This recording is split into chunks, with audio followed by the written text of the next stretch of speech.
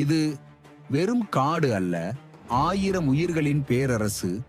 ஒவ்வொரு பறவையும், ஒவ்வொரு விலங்கும் குறிஞ்சியின் வரலாற்றின் ஒரு அத்தியாயம். வாருங்கள், குறிஞ்சியின் வனப்பாதைக்குள் பயணிப்போம். இது குறிஞ்சி திணையின் அத்தியாயம் 2.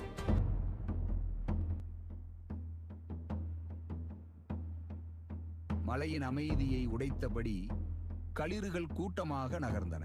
அவற்றின் காலடி சுவடுகளை பார்த்தே குறவர்கள் காட்டின் கதையை வாசித்தனர்.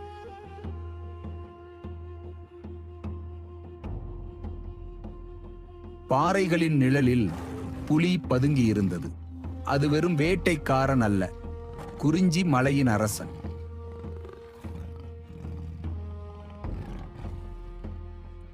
தேனின் மனம் வீசிய இடமெல்லாம் கரடிகளின் தடங்கள் இருந்தன.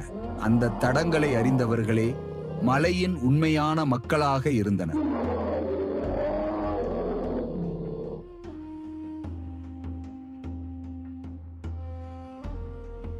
மழைத்துளி விழுந்ததும் மயில் தோகையை விரித்தது. அதன் ஆட்டம் குறிஞ்சி மலையின் இதய துடிப்பாக சங்கப்புலவர்கள் பாடினர்.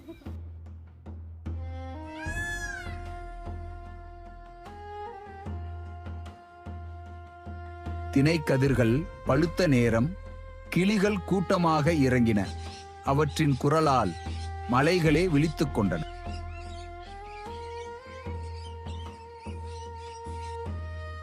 வானின் உச்சியில் வட்டமிட்ட கழுகு கீழே விரிந்த காட்டை கண்காணித்தது. அதன் பார்வையை தாண்டி எதுவும் மறைந்து விடாது.